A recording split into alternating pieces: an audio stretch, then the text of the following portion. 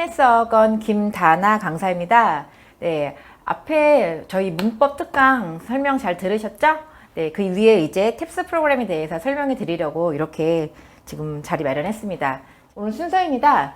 도대체 탭스를 왜 해야 되는지 일단 그걸 먼저 좀 알려드리려고 합니다. 탭스 하면은 보통 이제 외고랑 특목고 뭐 이런데 생각 많이 하시잖아요. 그래서 일반고를 갈 건데 굳이 저렇게 해야 되나 라고 참 많이 생각들 하시더라고요. 저는 지금 현재 정규반에서 중2 특목자사, 중3 특목자사, 주말반에 탭스 마스터반을 맡고 있어서 어머니들이 어느 부분을 되게 궁금해 하시는지 잘 알고 있기 때문에 많은 정보를 드리도록 하겠습니다. 항상 저한테 물어보시거든요. 우리 아이는 그냥 대치권의 일반고를 가려고 하는데 이 반에서 계속 공부를 하는 게 맞냐라고 물어보시는데 아마 오늘 설명 듣고 나시면 아, 여기가 답이구나 라고서는 생각을 하실 수 있을 것입니다. 탭스랑 수능 비교해 드릴 거고, 그리고 또 마찬가지로 탭스와 고등 내신 비교해서 설명해 드리도록 하겠습니다. 실제 탭스 문제랑 비슷한 고등학교 내신 문제가 어떻게 되어지는지 기출 문제를 통해서 한 번 더 설명을 드릴 거고요. 마지막으로 저희 학원의 탭스 프로그램 이렇게 설명해 드리고 질문 받도록 하겠습니다. 일단 탭스를 하는데 수능이 도움이 될까 많이 궁금하시죠? 정시가 늘어나다 보니까 이제 수능을 준비를 해야 되는데 과연 탭스가 어떤 면이 도움이 될까? 토플을 해야 되는 건 아닌가? 이 질문 되게 많이 받거든요. 일단 기존에 있는 다른 모든 어학시험 중에서 탭스와 수능이 가장 유사한 문제 유형이다 라고 보시면 되겠습니다. 한 문제당, 한 패시지 하나당 한 문제씩 출제가 되어지는 게 같은 문제고요. 마찬가지로 지금 수능 같은 경우에 어법 문제는 하나밖에 없죠. 나머지 독해 문제인데 탭스 독해가 다 빈칸 논리 추론, 주제 찾기, 문장 넣기, 순서배열 다 수능 유형과 동일하죠. 그렇기 때문에 탭스를 많이 공부한다면 수능하고 이렇게 따로 가는 것이 아니라 탭스를 준비하면서 내신까지 챙기면서 수능까지 같이 챙길 수 있다. 그렇게 생각하시면 될 것 같습니다. 그리고 또 그렇다면 이제 수능하고 탭스 같은 경우에 어떤 점이 다른지 한번 보실까요? 수능은 어휘랑 어법 문제가 총 45문제에서 각 한 문제씩 이렇게 출제가 되어지죠. 그리고 비슷해요. 정말 이렇게 3점짜리 문항으로다가 어법 문제 같은 경우에 많이 틀리긴 하지만 어쨌든 나오는 수준이 비슷하고 많이 나오는 것들이 있죠. 준동사라던가 이제 대명사라던가 많이 나오는 것들이 있는데 탭스 같은 경우에 우리 아이가 만약에 탭스로다가 평소에 공부를 한다. 탭스 같은 경우에는 이제 영역별로다가 어휘가 50문제, 어법이 50문제씩 아이들한테 공부를 시킵니다. 그렇기 때문에 50문제랑 공부를 했을 때 수능에 비해서 훨씬 더 디테일하게 공부를 할 수가 있는 거죠. 나오는 어휘 수준도 굉장히 높고요. 문법 사항들도 되게 깊게 들어갑니다. 그래서 탭스 문제에 익숙을 하다면 수능 문제는 정말 아무것도 아니다. 그렇게 생각하시면 될 것 같습니다. 탭스 문법이 있는데요. 저희 이제 오늘 문법에 대한 설명이니까 독해도 있지만 이제 문법 위주로 다 말씀을 드릴게요. 탭스 문법 같은 경우에는 저희 과제를 나갈 때 매 수업마다 이제 한 세트씩 풀게가 되는데요. 탭스가 뉴탭스가 있고 굿탭스가 있죠. 저희 학원에서는 굿탭스를 사용을 하고 있습니다. 왜냐하면은 문제 난이도도 1부터 더 이렇게 좀 깊게 많이 들어간다고 보시면 되고요. 그리고 아이들한테 공부를 시킬 때는 많이 문제를 풀리는 게 아무래도 도움이 많이 되기 때문에 그래서 50문제씩 한 세트씩 다 풀이를 하고 있습니다. 중학교 문법과 고등학교 문법 아까도 설명드렸겠지만 가장 큰 차이점이 뭐냐라고 물으신다면 중학교는 범위가 있는 거예요. 이번 중간고사 때 교과서가 1, 2과가 들어간다. 그랬으면은 거기 나오는 문법 사항들이 딱딱 정해져 있죠. 그게 정해져 있단 말이에요. 근데 고등학교는 그렇지가 않죠. 수능 어법 문제 보시면 아시지만 1번부터 5번까지가 각각 다른 문법 사항을 묻고 있잖아요. 그쵸? 매번 다 고등학교는 똑같습니다. 매 시험마다 문법이 1부터 10까지 끝까지 다 들어간다고 보시면 돼요. 딱 정해져 있는 것이 아니라 다 들어가기 때문에 평소에 그렇게 범위 없이 공부를 한 학생들은 고등학교 갔을 때 그런 내신 문제라던가 수능 어법 문제를 봐도 전혀 당황하지 않고 풀어나갈 수가 있는데 항상 이렇게 정해진 단원별로 공부하는 학생들이 있죠. 1단원에서는 투부정사만 공부를 하고 2단원에서는 동명사만 문제를 풀고 이런 아이들 답도 고를 때 그래서 그쪽으로다가 자기도 모르게 가잖아요. 이번 단원이 그러니까 그렇게 한 아이들은 고등학교 갔을 때 딱 내신 문제를 보는 순간 당황을 해요. 왜냐면은 이번에 딱히 뭐 학교에서 시험 범위다라고 한 게 없는데 도대체 이 문제를 무엇을 묻고 있는 것인가. 그렇기 때문에 평소에 이렇게 탭스 문제를 갖고 오신 문제 각각 다 다른 영역이죠. 그렇게 늘 공부를 하는 아이들은 도움이 많이 됩니다. 복합적으로 항상 공부를 하기 때문에 어려움 없이 해결할 수가 있는 거죠. 그래서 여기 단원별로 공부한 학생보다 문법 보는 시각이 굉장히 넓어진다. 고등어법에 매우 효과적이다. 그렇게 정리해서 말씀드리겠습니다. 그렇다면 이제 독해 같은 경우에는 어떻게 도움이 되느냐? 왜냐하면은 이제 고등학교 내신 문제에 어법이랑 어휘가 변별력을 주긴 하지만 독해 문제도 40% 정도 되는 반 정도 되는 굉장히 많은 파트를 차지하고 있죠. 수능은 말할 것도 없죠. 어법 문제, 어휘 문제 한 개씩밖에 안 나오고 나머지는 다 독해니까. 그랬을 때 과연 탭스를 공부한다면 수능에 도움이 될까? 유형이 비슷하다고 아까 말씀을 드렸죠. 그리고 여기 지금 30번부터 36번까지 이쪽들이 이제 아이들이 주로 많이 틀리는 고난도 문항이다 라고 생각하시면 되겠습니다. 근데 이런 문제들이 탭스에는 독해 40문제 중에 무려 16문제 그래서 연습할 수 있게끔 이렇게 많은 유형으로 되어져 있고요. 그리고 수능 같은 경우에는 이제 연기 지문이 좀 줄어들긴 했지만 어쨌든 나오는 내용들이 굉장히 비슷하거든요. 어서 많이 본 주제 같은 것들, 좋아하시는 그런 모의고사 주제들이 몇 가지 있어요. 그래서 익숙한 지문이 있지만 탭스는 되게 다양해요. 다양한 지문 나와서 처음 봤을 때 그냥 아이들이 이렇게 논리, 추론 이런 능력을 좀 많이 키워줄 수 있다라고 생각하시면 됩니다. 그리고 문항수가 굉장히 많습니다. 45분 동안 40문항을 풀어내야 되거든요. 그래서 탭스를 많이 하는 아이들은 추론 능력? 이게 좀 빨라진다고 해야 될까요? 문제풀을 하는데 시간이 당연히 빨라지면서 아이들이 이렇게 머릿속으로 보다가 수학 문제가 계산이 빨라지듯이 마찬가지예요. 독해도 똑같이 문제를 푸는데 그게 좀 빨라지는 거죠. 해결 능력이 좀 좋아진다 이렇게 생각하시면 되겠습니다.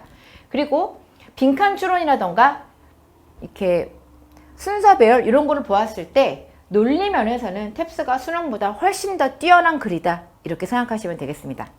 그래서 탭스 문장이 익숙해지면 뭐 논리적인 부분은 무난하게 수능 문제는 무난하게 커버할 수 있다 그렇게 생각하시면 됩니다.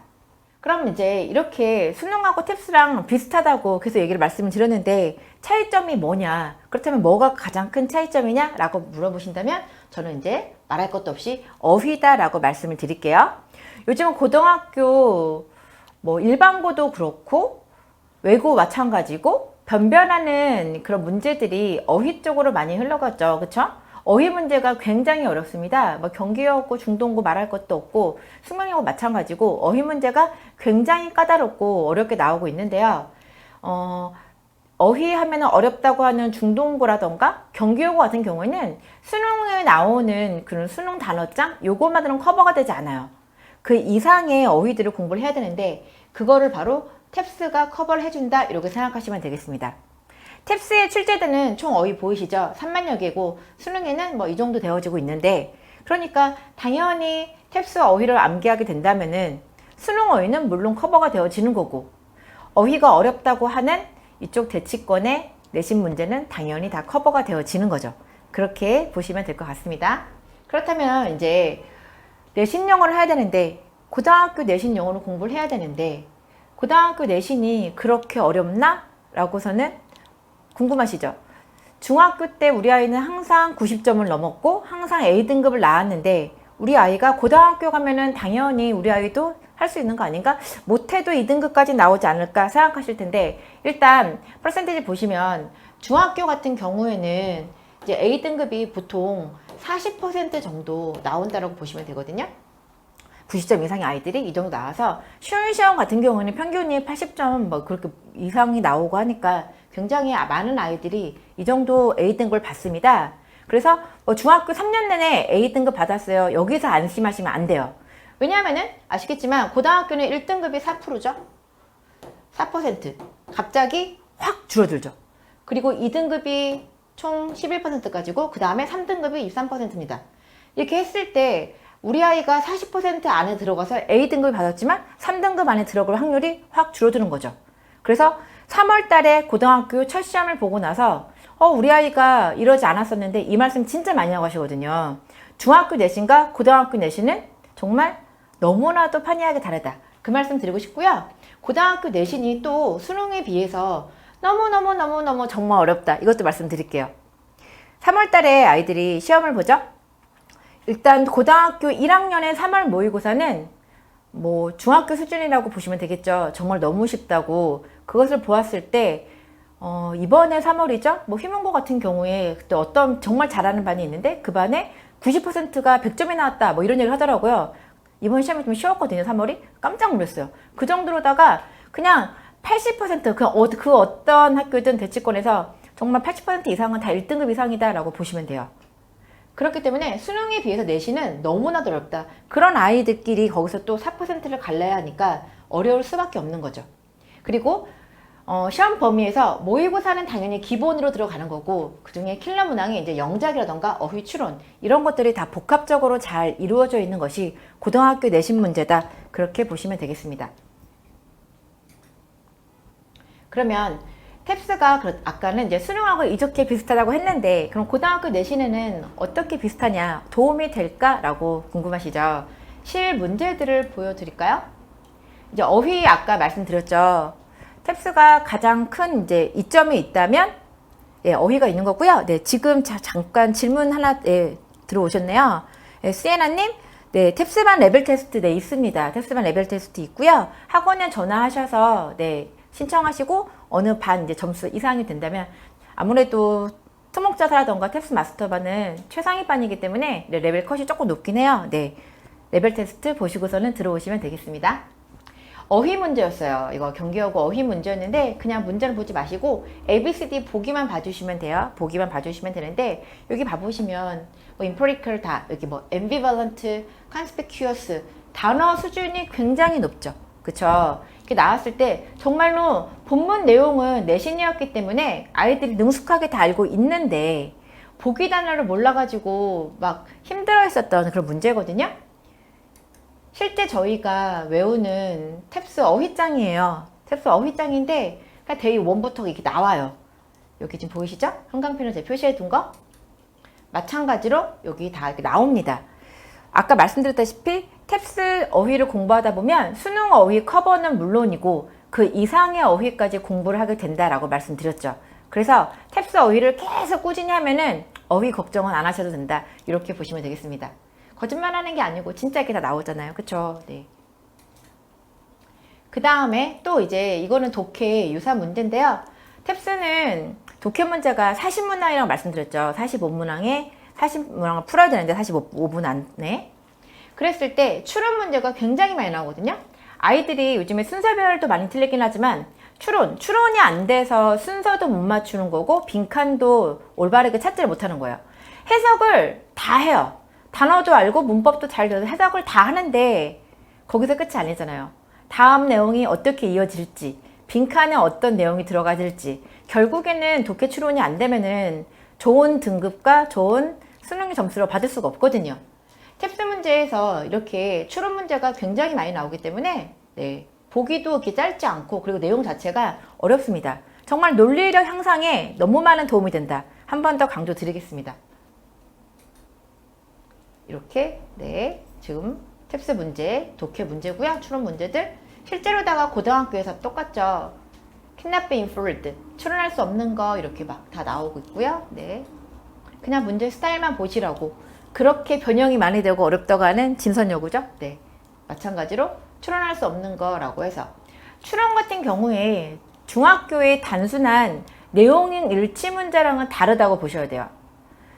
다음 글의 내용과 일치하는 거, 일치하지 않는 거는 그냥 그 문장이 똑같은 것들이 위에 나와 있기 때문에 그냥 이렇게 매칭하면서 하면은 풀 수 있는 문제예요. 정말 주는 문제죠.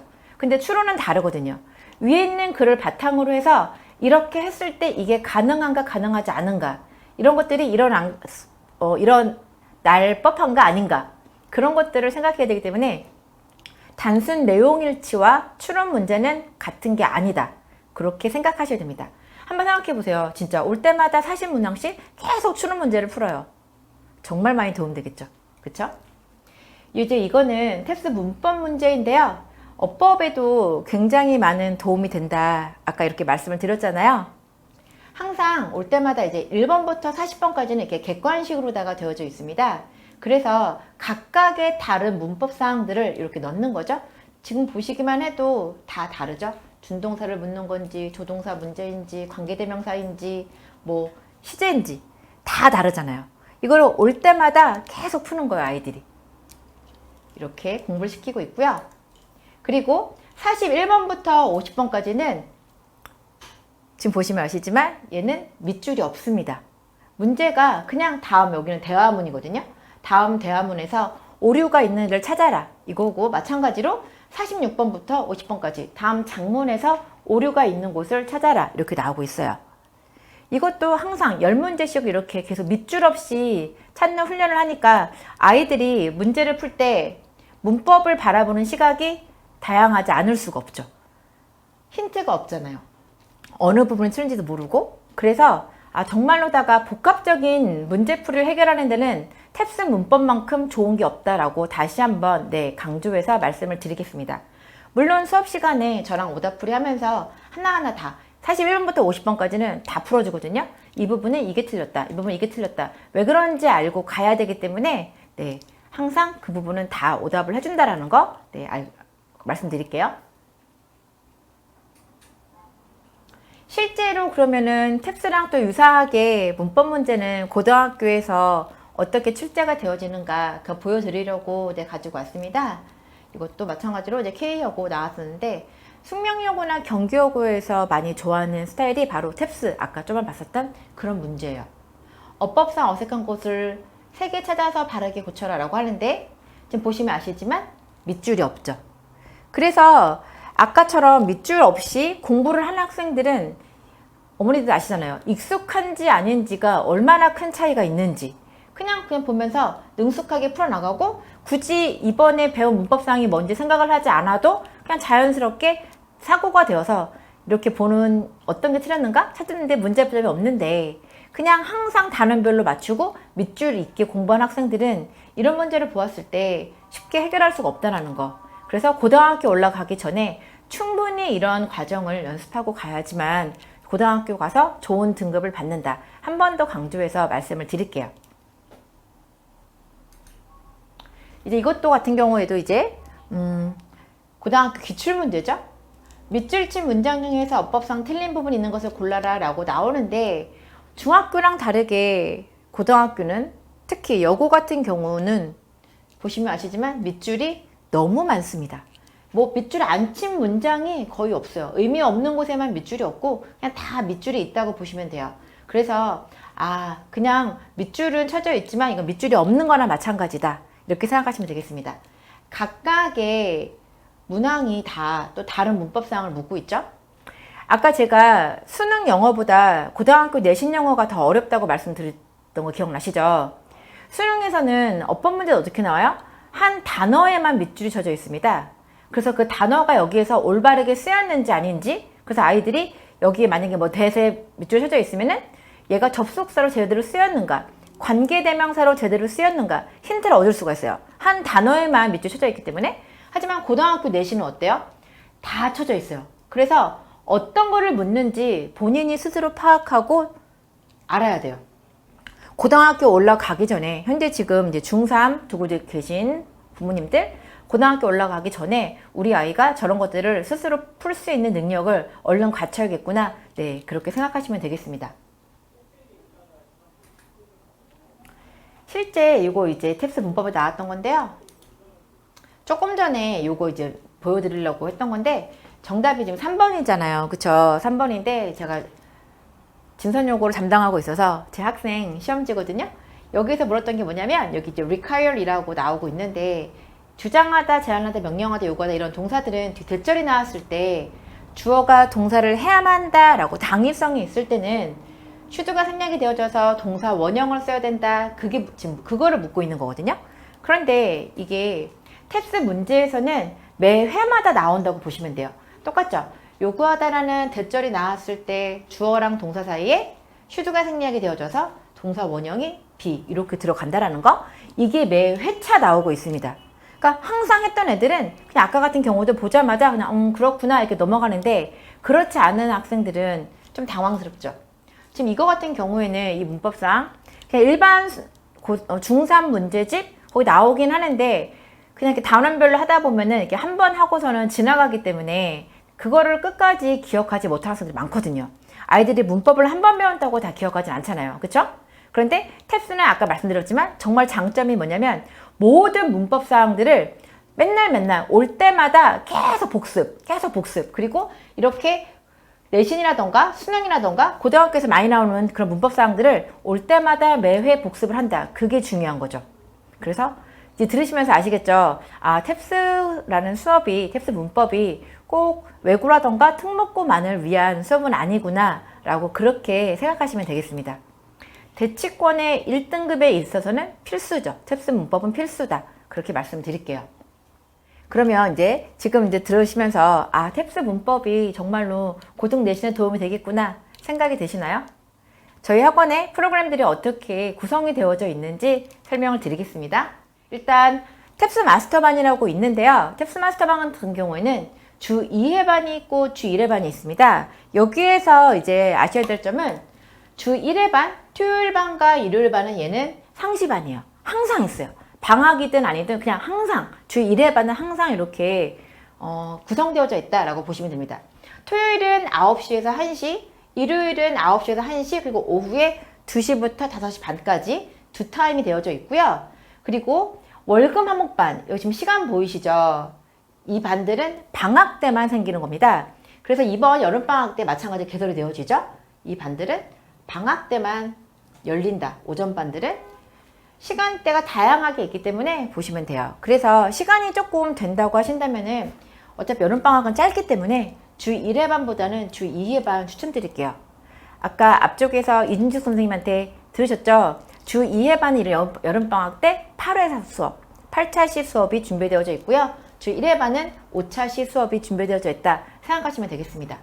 개강 날짜는 7월 17일 토요일부터 시작을 하고요. 네, 시간 되신다면은 주 2회반 해주시면 네, 되겠습니다. 탭스 문법과 독해, 수능 독해 이런 것들이 다 완벽하게 된다는 거. 그리고 탭스 마스터반, 월금 화목반 같은 경우에 방학 때는 실제 외고생들도 많이 옵니다. 한영외고라던가 대원외고 외고생들이 많이 와요. 그래서 중학교 아이들한테는 약간은 조금 동기부여? 그런 거 되더라고요. 아, 외고 언니들과 같이 한 반에서 공부를 하는구나. 그런 것도 굉장히 도움이 되고 외고생들은 또 왜 오겠어요? 탭스 문법이 그냥 일반고뿐만이 아니라 당연히 네, 외고에서도 도움이 되기 때문에 공부를 하러 방학 때 잠깐 오는 거죠. 그리고 특목자사고반이 있습니다. 중2 특목자사, 중3 특목자사 이렇게 학년별로다가 되어져 있고요. 월금, 화목, 정규반이기 때문에 오후 5시 반부터 9시까지 다른 정규반과 시간은 동일합니다. 이 반도 상시반입니다. 항상 저희 반 레벨 중에서 중2에서 이제 수능 마스터반 위에 최상위반이 중2 특목자사고반이 되는 거고 중3에서 의대반 바로 위에 최상위반인 중3 특목자사고반이 되겠습니다. 그래서 아까 레벨 테스트 네, 보시고서는 어느 정도 기준 딱 넘으시면 저희 반 들어오시면 됩니다. 시간은 똑같이 5시 반부터 9시다. 그러면 탭스 이제 문법 교재가 어떻게 구성이 되어져 있고 어떤 공부를 하는지 궁금하실 것 같아서 말씀을 드릴게요. 중2 특목자사, 중3 특목자사 이렇게 있는데 중3 특목자사반은 탭스 마스터반하고 같이 간다, 교재가 같다, 수업 구성도 같다라고 보시면 돼요. 일단 공통으로다가 들어가는 게 기본적인 문법 개념서가 있습니다. 실전 문제 풀다 보니까 어머니들께서 이제 조금 오해를 하시는 게 이 반은 문제풀이만 하고 기본적인 개념은 잡아주지 않는다라고 생각을 하시는데 그렇지 않습니다. 저희 문법서가 있습니다. 기본 개념서가 있어서 그날 저희도 이제 어떠한 파트에 대해서 문법 공부를 하는 거죠. 그런데 이제 좀 다른 반과 차이점이 있다면 문법이 난이도를 뭐 1부터 5로 보았을 때 1, 2, 3 뭐 이런 게 조금 그쪽은 잘 하지 않고요. 4, 5가 되는 좀 높은 개념들, 어려운 개념들 그쪽 위주로 공부한다 그렇게 생각하시면 돼요. 그래서 문법 기초가 조금 많이 부족하다 하신다면은 일단 다른 반에서 먼저 조금 공부를 하고 넘어와서 공부를 하는 게 훨씬 더 수월하다라고 저는 말씀드리겠습니다. 기본 개념서가 있고 똑같이 이제 GVR 교재라고 있거든요. 두꺼운 책이 있는데 듣기하고 이제 문법, 복합, 리딩 실전 탭스 문제가 수록이 되어져 있는 교재입니다. 뭐 1회부터 8회 이렇게 되어 있어서 한 달에 8회분을 공부를 하잖아요. 올 때마다 한 회차씩 그렇게 풀어나가는데 그런 탭스의 실전 문제가 수록되어져 있는 GBR 교재 이게 있습니다. 메인 교재죠. 메인 교재.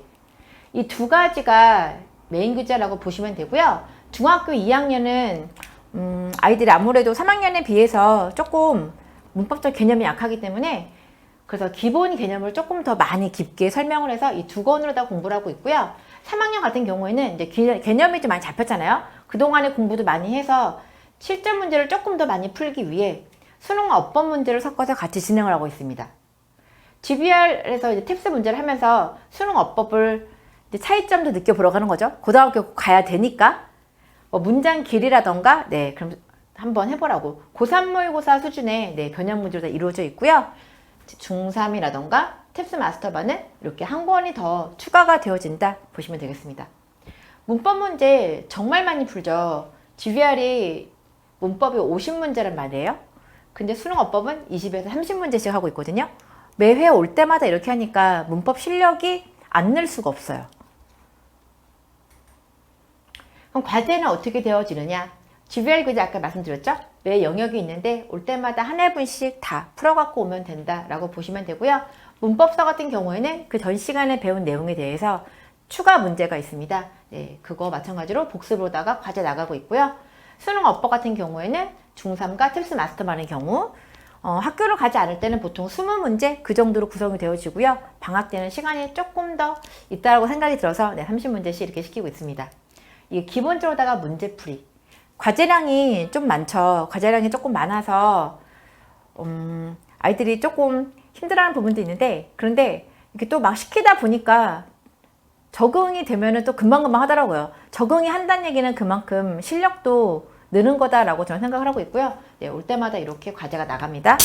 그리고 다른 아까 일반 반과 마찬가지로 매 시간 다 오답 노트 과제 항상 나가고 있고요. 리뷰 테스트 보여드릴까요? 저희 학원은 모든 수업, 특강이든 정규든 모든 수업이 오면은 항상 리뷰 테스트를 봐요. 지난 시간에 배웠던 부분에 대해서 한 번 더 확인하고 넘어가는데 또 저희 학원 특징이 뭐냐면 아이들이 그냥 고쳐라고 했을 때 그냥 답만 고치는 게 아니라 왜 그런지 항상 근거를 쓰게 합니다. 그렇게 해야지만 머릿속에 오래 남는 거고 그리고 제가 봤을 때도 얘가 이거를 진짜로 알고 있는 건지 그냥 말도 안 되는 근거를 쓴다면은 모르는 거잖아요. 정말로 잘 알고 있는지 파악하기 위해서 저희 학원은 항상 이렇게 오류를 고치고 근거를 쓰게끔 이렇게 시험 문제를 매번 내고 있다 보시면 되겠습니다.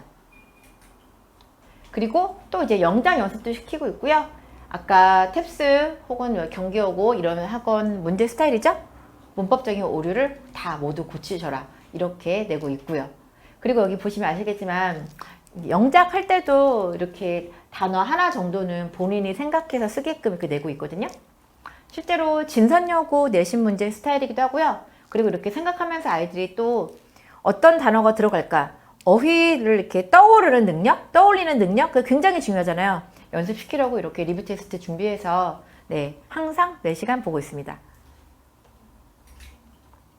오답 노트, 네, 문법 오답 노트인데 네, 잘했죠. 이렇게 열심히 하는 여학생들은 오답 노트 매번 이렇게 해서 자기가 틀린 문제에 대해서 왜 그런지 정확하게 짚고 넘어갈 수 있도록 항상 오답 노트 이렇게 시키고 있습니다. 네, 그러면은 이제 지금 저는 탭스 반에 대해서, 탭스 프로그램에 대해서 이렇게 설명을 드렸고요.